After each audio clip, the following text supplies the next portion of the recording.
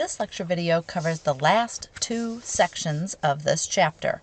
We're looking at gas laws and chemical reactions. You'll be able to calculate the mass or volume of a gas that reacts or forms in a chemical reaction. Gases are involved as reactants and products in many chemical reactions. For example, we've seen that the combustion of organic fuels with oxygen gas produces carbon dioxide gas and water vapor. In combination reactions, we've seen that hydrogen gas and nitrogen gas react to form ammonia gas, and hydrogen and oxygen gas produce water. Gases are involved as reactants and products in many chemical reactions. When hydrochloric acid reacts with aluminum, bubbles of hydrogen gas form. We can see the bubbles that are forming. Typically, the information given for a gas in a reaction is its pressure and volume and temperature. Then we can use the ideal gas law equation to determine the number of moles of a gas in a reaction using PV equals nRT. If we know the pressure, the volume, the temperature, and we know the R value given the units from pressure, we can find moles. If we're given the number of moles for one of the gases in a reaction, we can use our mole to mole ratio to determine the moles of another substance. And we get that from the balanced chemical equation. Let's look at a sample problem. Limestone, calcium carbonate, reacts with hydrochloric acid to produce carbon dioxide gas, water, and aqueous calcium chloride. Here is our problem. We've got solid calcium carbonate plus hydrochloric acid, and we get carbon dioxide gas, liquid water, and calcium chloride. How many liters of CO2?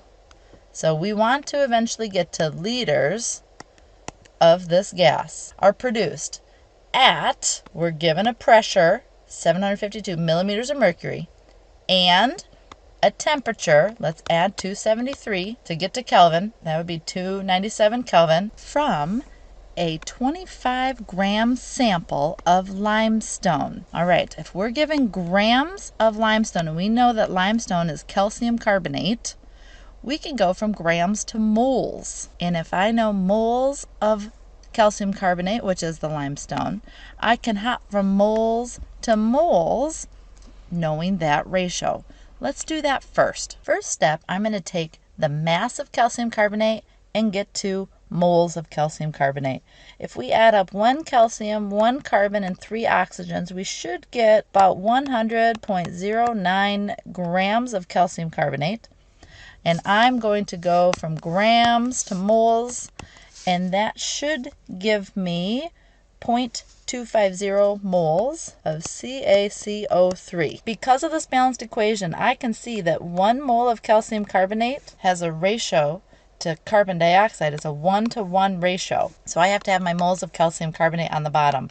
For every 1 mole of CaCO3, there is 1 mole of CO2 that's produced. And obviously 0.250 times 1 divided by 1 will both cancel out, so I'm left with 0.250 moles of CO2 gas. That is my N value for moles.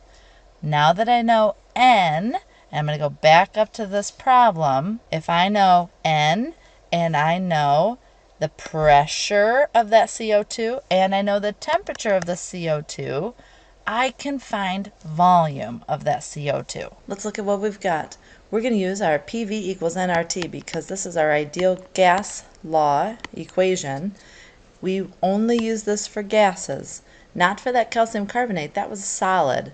So we went from grams of calcium carbonate to moles of calcium carbonate, and then moles of calcium carbonate to moles of carbon dioxide gas to give me moles of CO2 gas.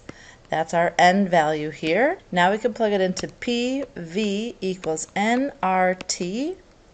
We were given the pressure and the temperature. We found the moles, and we're going to use our R value that has millimeters of mercury as a unit, so the 62.4. Now to get V by itself, we're going to divide both sides by that 752. So 0.250 moles times 62.4 times 297, and then divide that whole answer by 752, And with 3 significant figures, we should end up with 6.16 liters of CO2. You could also rearrange the equation to solve for V right off the bat from PV equals nRT. If we got rid of P on both sides, that would leave me with just volume, which would give you this equation. Check the learning goal to make sure that you are comfortable with it. The last section is about partial pressures, Dalton's law. You're going to use Dalton's law of partial pressures to calculate the total pressure of a mixture of gases. Many gas samples are a mixture of gases. For example, the air you breathe is mostly a mixture of oxygen and nitrogen gases. In gas mixtures, scientists observe that all gas particles behave the same way. Therefore, the total pressure of the gases in a mixture is a result of the collisions of the gas particles, regardless of what type of gas they are. In a gas mixture, each gas exerts its partial pressure, which is the pressure it would exert if it was the only gas in the container. Well, Dalton's law says that the total pressure of a gas mixture is the sum of the partial pressures of the gases that are in the mixture. Dalton's law of partial pressures says that the total pressure depends on the total number of gas particles, not on the types of particles, and that the total pressure exerted by a gas mixture is the sum of the partial pressures. So to get that total, we add up the pressure from one gas and the second gas and the third gas and however many there are in the mixture. Here I have a helium gas and I have argon gas, and they're separate at first, but then we combine the two together.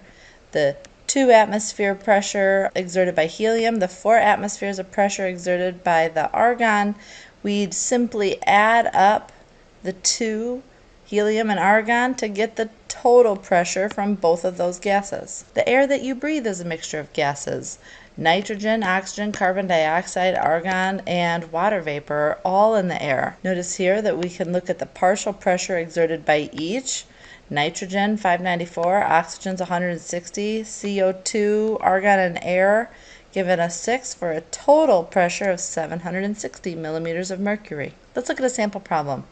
A heliox breathing mixture of oxygen and helium is prepared for a patient with chronic obstructive pulmonary disease. The gas mixture has a total pressure of 7 atmospheres. So that's our total pressure.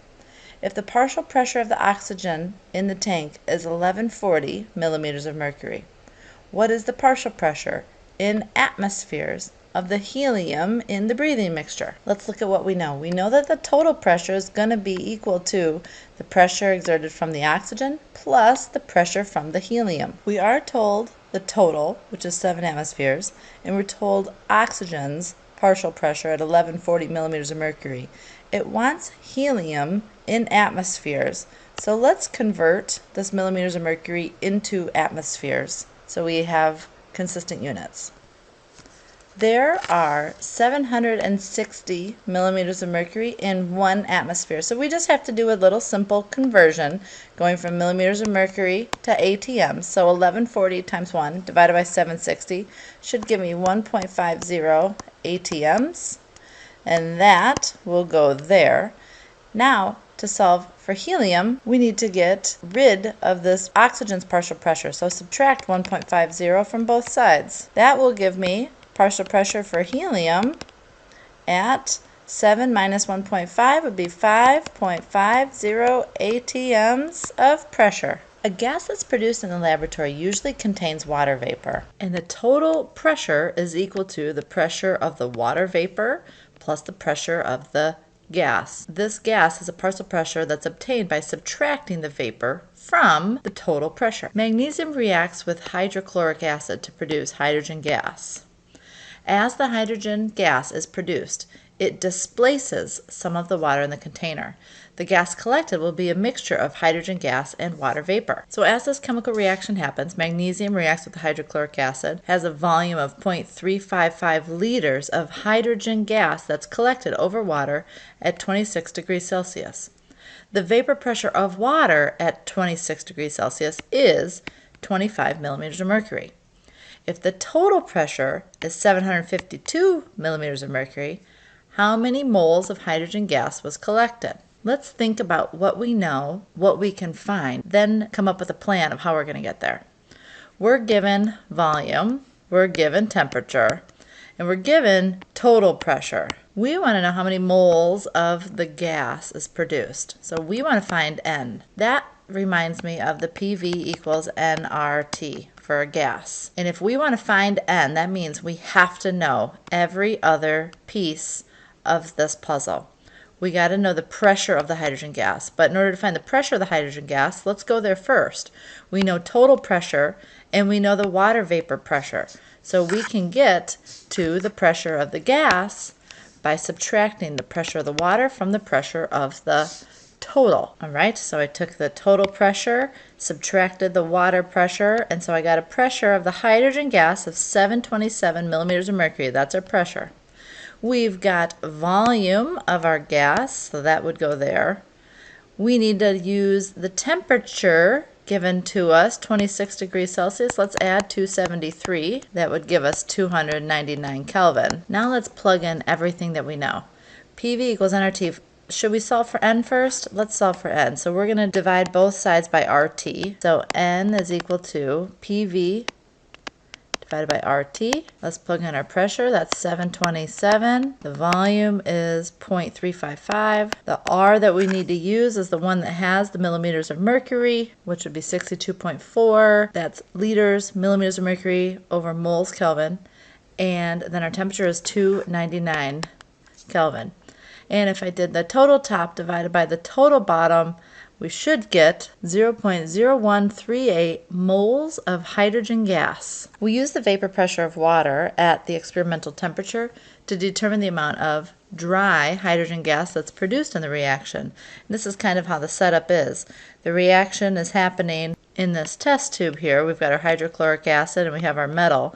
And so the bubbles that are being produced are going up in this tube, coming down, and displacing the water, and due to the evaporation of water happening right there, the total pressure is equal to the partial pressure of the gas and the water vapor and the vapor pressure of the water. Take a minute to look over this end of section review learning goal